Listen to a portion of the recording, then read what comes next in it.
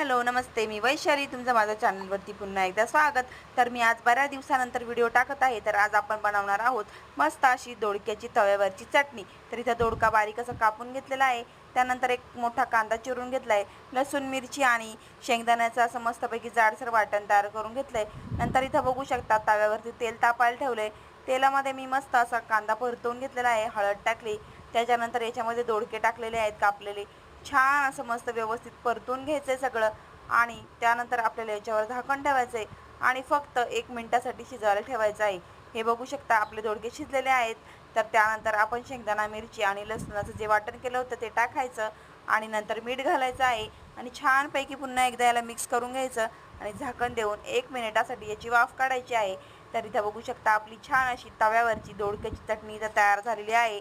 मस्तपैकी ताटली घ्यायची, ताटलीमध्ये भाजी आणि चपाती बरोबर खायची. एक नंबर लागते. व्हिडिओ आवडला तर व्हिडिओला नक्की लाईक करा.